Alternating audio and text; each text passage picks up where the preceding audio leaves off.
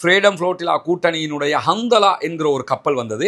அதையும் கைது செய்திருந்த நிலையில மீண்டும் ஃப்ரீடம் ஃப்ளோட்டிலா ஒரு நடவடிக்கையை எடுத்திருக்கிறாங்க. அதுல என்ன செய்யறாங்கன்னு கேட்டா, இப்போ ஒரு கப்பல் வராம 2 சந்தர்ப்பங்களில் நிறைய போட்டுகளையும் கப்பல்களிலேயும் காசாவை நோக்கி நாங்கள் வரப்போகிறோம் என்கிற அறிவிப்பு விடுத்திருக்கிறாங்க. 44 நாடுகளைச் சேர்ந்த டசன் கணக்கான படகுகளும் கப்பல்களும் காசாவை நோக்கி வருவதற்கு தயாராகி இருக்கிறது. இன்றைக்கு இஸ்ரேலுடைய எடியோத் அஹ்ரோனோத் வெளியிட்டிருக்கக்கூடிய ஒரு முக்கியமான செய்தி வெளியாகி இருக்கிறது. அதுல 26,000க்கு மேற்பட்ட இஸ்ரேலி டிஃபென்ஸ் போர்சஸ், இஸ்ரேலுடைய இராணுவத்தை சேர்ந்தவர்கள் உளவியல் கோளாறுகளால் பாதிக்கப்பட்டிருக்கிறார்கள் என்கிற செய்தி வெளியாகி இருக்கிறது. இந்த செய்தியை பொறுத்தவரையில நீங்க பல விடுத்தம் 10,000 பேர் 15,000 பேர்னு கூடிக்கிட்டு வர்றதையே பார்க்க முடியும். இன்றைக்கு வெளியாக இருக்கக்கூடிய செய்திகளை 26,000 பேர் ஈரான் பற்றிய ஒரு முக்கியமான செய்தி வெளியாகி இருக்கிறது.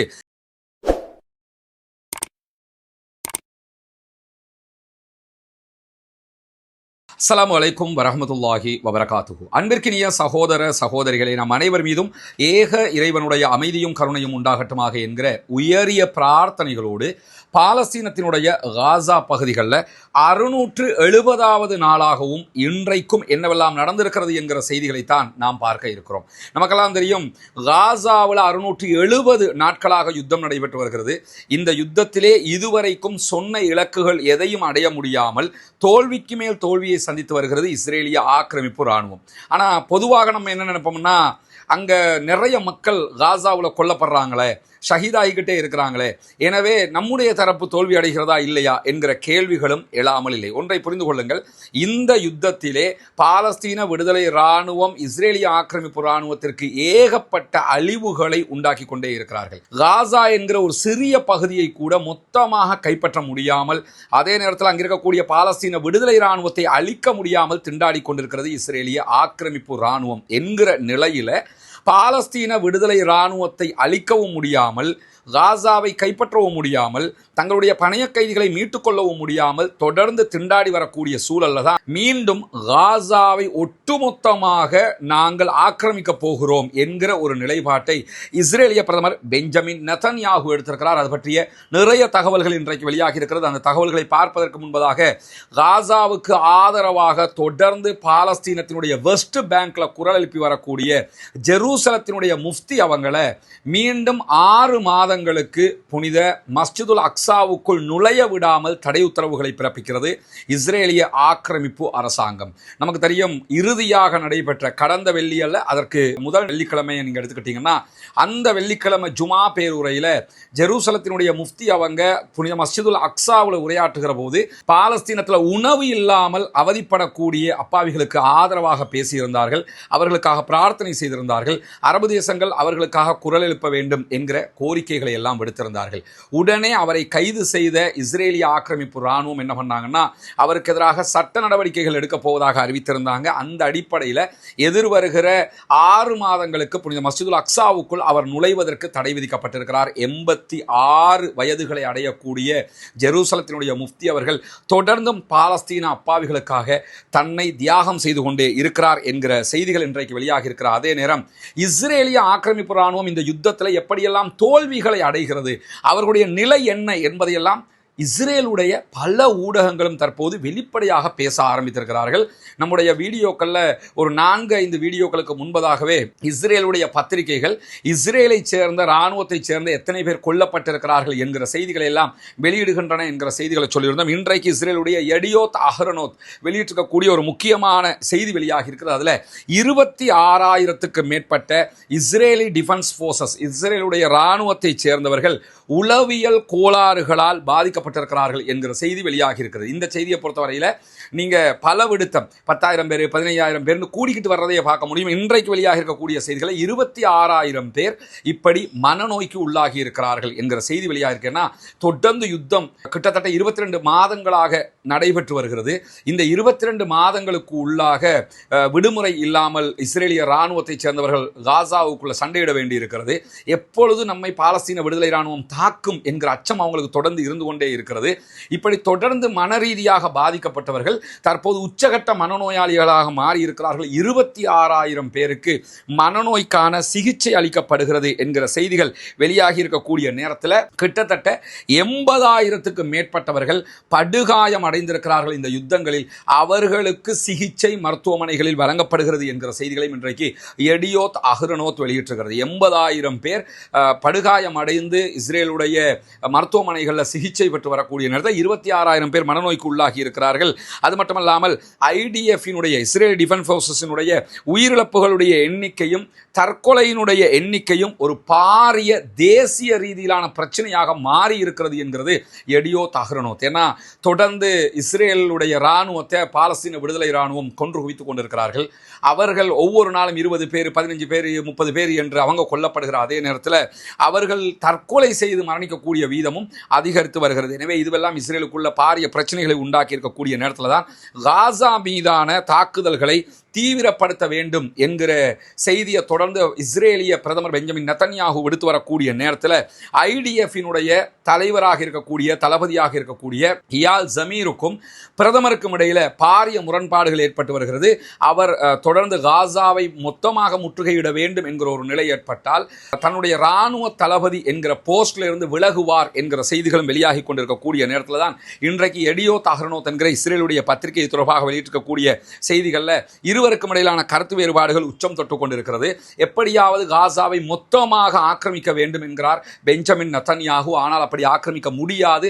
ஆக்கிரமிப்பதால் மிகப்பெரிய சேதம் இஸ்ரேலிய போர்சஸுக்கு தான் ஏற்படும் என்கிற செய்திகளையும் தொடர்ந்து இயால் ஜமீர் சொல்லிக் கொண்டிருக்கிறார் என்கிற நிலையில இஸ்ரேலுடைய தெற்கு படைகளுடைய தளபதியாக விமானப்படை தளபதியாக செயல்படக்கூடியவர் மீண்டும் காசாவை மொத்தமாக ஆக்கிரமிப்பது என்கிற முடிவுக்கு அரசாங்கம் வந்தால் நாங்கள் வான்படை தாக்குதல்களை நடத்த மாட்டோம் என்று டிக்ளேராக அறிவித்திருக்கிறார் என்கிற செய்திகளும் வெளியாகிருக்கு. ஏன்னா வான்படை தாக்குதல்கள் தான் பெரிய அழிவை உண்டாக்கக்கூடியது.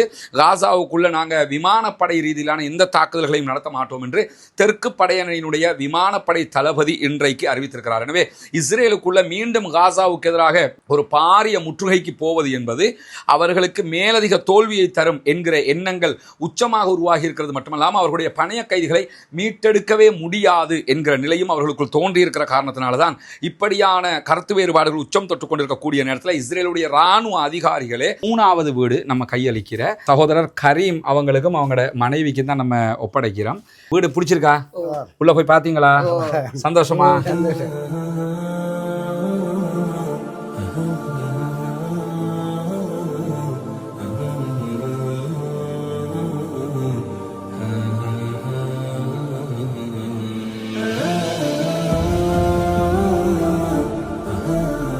அன்பிற்கினிய சகோதர சகோதரிகளே, அஸ்ஸலாமு அலைக்கும் வரஹ்மத்துல்லாஹி வபரகாத்து. உங்களுக்கு தெரியும், பொத்துவில் பகுதிகளில் நம்ம ஒரு இஸ்லாத்தை ஏற்றுக்கொண்ட அதே நேரத்தில் ஏழை சகோதர சகோதரிகளுக்காக ஒரு 14 வீடுகளை அமைக்கிற திட்டங்களை செஞ்சு வர்றோம். அதில் 5 வீடுகள் அல்ஹம்துலில்லாஹ் டோட்டல் கம்ப்ளீட்டடாக முடிச்சிருக்கிறோம்.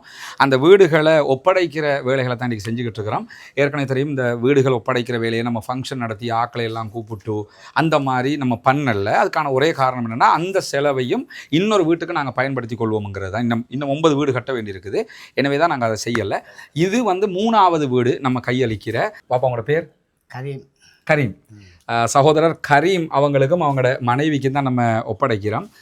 இந்த வீடுகள் அல்ஹம்துலில்லாஹ். வீடு பிடிச்சிருக்கா? உள்ள போய் பாத்தீங்களா? சந்தோஷமா? சரி, வீடு கட்ட என்ன நினைக்கிறீங்க அதை பத்தி? நிறைய பேருக்கு உதவி செஞ்சிருக்கிறாங்க, அவங்களுக்கு என்ன சொல்ல நினைக்கிறீங்க?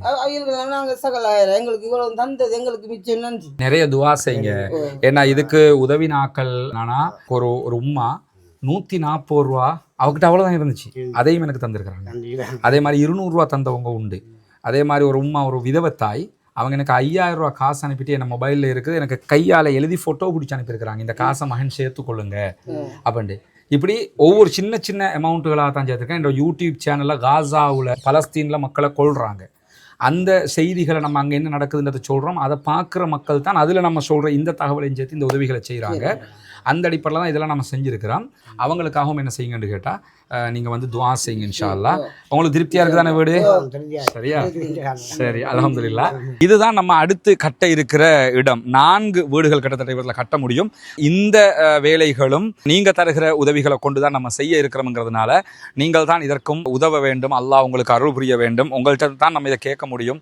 காசாவில் நடக்கக்கூடிய அநியாயங்கள் தொடர்பான வீடியோக்களை பார்க்கக்கூடிய சகோதரர்கள் நீங்கள் தான் இதுக்காக அள்ளி அள்ளி தர்றீங்க. சிறு தொகையாக இருந்தாலும் உங்களால் முடிந்ததை நீங்கள் தர வேண்டும் என்று நம்ம கேட்டுக்கிட்டு இருக்கிறோம். சதகத்துல் ஜாரியாவாக ஜகாத்து பணத்தையும், ஜகாத்து பெறக்கூடிய 8 கூட்டத்தாரில் ஒரு கூட்டத்தார் முஅல்லஃபத்துல் குலூப், உள்ளங்கள் ஈர்க்கப்படுகிறவர்கள் என்று அல்லாஹு தாலா சொல்லி காட்டுகிறான். எனவே இந்த இஸ்லாத்தை ஏற்றுக்கொண்ட சகோதரர்களும் அதிலே ஒரு குரூப்பாக இருக்கிறதுனால உங்களுடைய ஜகாத் நிதிகளையும் நீங்கள் தாராளமாக அதற்காக தர முடியும். இதில் மொத்தம் 4 வீடுகள் இந்த லேண்டுக்குள்ளே கட்ட முடியும். இந்த லேண்டும் நம்ம விலை கொடுத்து வாங்கியிருக்கிறோம் அல்ஹம்துலில்லாஹ்னு சொல்லி. ஏற்கனவே கட்டப்பட்ட ஒவ்வொரு வீடுகளும் 25 லட்சங்கள் சுமார் ஒவ்வொரு வீட்டுக்கு நம்ம செலவழிச்சிருக்கிறோம். முழுமையாக கம்ப்ளீட்டடாக ஒவ்வொரு வீட்டையும் நம்ம செஞ்சு கொடுத்துருக்கிறோம். அதே மாதிரி தான் இந்த இடத்துல 4 வீடுகள் கட்ட வேண்டி இருக்கிறது. எனவே இந்த வீட்டுக்கான உதவி ஒத்தாசைகளையும் வாரி வழங்குமாறு அன்பாக கேட்டுக்கொள்கிறோம். உங்களிடத்தில் மட்டும்தான் நாங்கள் கேட்டு வர முடியும். எனவே இந்த வீடியோக்களை பார்க்கிற சகோதரர்கள் இதற்கான உதவிகளை வாரி வழங்குங்கள். முன்னால் தெரிகிற நம்முடைய வங்கி கணக்கிலக்கத்திற்கு நீங்கள் உங்களால் முடிந்த உதவித்தொகைகளை அனுப்பித்தர முடியும். அதே நேரத்தில் வெளிநாடுகளிலிருந்து பணம் அனுப்ப முடியாது இந்த அக்கௌண்ட்டுக்கு என்று சொல்லக்கூடியவங்க முன்னால் தெரிகிற என்னுடைய வாட்ஸ்அப் மற்றும் தொலைபேசி இலக்கத்தை தொடர்பு கொள்ளுங்கள். உங்களுக்கு அதற்குரிய வழிகாட்டுதல்களையும் நம்ம தருவதற்கு தயாராக இருக்கிறோம். வல்ல இறைவன் நம்முடைய அனைத்து பணிகளையும் புரிந்து கொள்ள வேண்டும். காசாவை ஒட்டுமொத்தமாக ஆக்கிரமிப்பது, இராணுவ ஆட்சிக்கு கீழே கொண்டு வருவது என்கிற செயல்பாட்டை விமர்சித்திருக்கிறார்கள். இன்றைக்கு பல இராணுவ அதிகாரிகளை மேற்கோள் காட்டி இஸ்ரேலி ஹயோம் வெளியிட்டிருக்கக்கூடிய செய்திகள் என்ன சொல்றாங்கன்னு சொன்னா, காசாவில் சண்டையிடுகிற நோக்கத்தை விரிவுபடுத்துகிறது தொடர்பாக இஸ்ரேலுடைய பிரதமர் தொடர்ந்து பேசி வருகிறார். இது நம்முடைய பணைய கைதிகளை மீட்டெடுக்க முடியாத பெரிய அழிவுக்கு இட்டு செல்லும். அதே நேரத்தில் காசாவை ஆக்கிரமிக்கிறதுல அடுத்த கட்ட இலக்குகளை குறித்து அரசியல் தலைமைகள் எந்த விதமான தெளிவும் இல்லாமல் இருக்கிறார்கள். போராடுகிறவர்களுக்குத்தான் அதனுடைய உண்மை நிலை தெரியும். காசாவை ஆக்கிரமிப்பது என்பது சாதாரண விவகாரம் அல்ல, அதை விட்டுவிடுங்கள் என்று இன்றைக்கு அவர்களுடைய இராணுவ தளபதிகள் மேலதிகமாக சொல்லியிருக்கக்கூடிய நேரத்தில் இன்றைக்கும் காசாவுக்குள்ள உணவு ஏற்றி கொண்டு வந்த 32 லாரிகள் கரடுமுரடான பாதைகளில் திருப்பி விடப்பட்டிருக்கிறது. லாரி போகிற அளவுக்கு ரோடெல்லாம் அங்கே கிடையாது, கரடுமுரடான பாதைகள். அந்த பாதையில் திருப்பி விடப்படும் போது 500க்கும் மேற்பட்டவர்கள் அதிலிருந்து உணவு எடுப்பதற்காக விரைந்து போன இடத்துல ஒரு லாரி கவிழ்ந்ததில் ஒரே இடத்துல 20 அப்பாவிகள் கொல்லப்பட்டிருக்கிறார்கள், ஷஹீதாகி இருக்கிறார்கள் என்கிற செய்திகள் வெளியாகி இருக்கிற அதே நேரத்தில் வடக்கு காசா, நார்த்து காசா பகுதிகளில் வான்வழியாக ஏர் ட்ரூப் பண்ணி கொண்டிருக்கிறாங்க. ஜோர்டானுடைய இராணுவம் இன்றைக்கு ஏர் ட்ரூப் பண்ணியதில் அந்த மேலே இருந்து போட்ட பொருட்கள் விழுந்து ஒரு சகோதரர் கொல்லப்பட்டிருக்கிறார். 18 பேர் படுகாயம் அடைந்திருக்கிறார். இதனால தான் ஐநா சபை என்ன சொல்றாங்கன்னா, ஏர் ட்ரூப் பண்ணாதீங்க, நீங்க வான் வழியாக உணவுகள் கொடுப்பதை விடுத்துட்டு தரை வழியாக ரஃபா பார்டர் ஓப்பன் பண்ணி அதனால உணவு கொடுங்கன்னு ஏன் சொல்றாங்கன்னா, மேலே இருந்து போடும்போது அது மனிதர்கள் மேலே விழுந்து அவர்கள் கொல்லப்படுகிற நிலை ஏற்படுகிறது. கடலுக்குள்ள விழுந்தா அந்த உணவுகளை எடுக்க போறதுல அதுல மக்கள் செத்து மடிகிறார்கள் என்கிற நிலையில தான் அதை செய்யாதீங்கிறாங்க.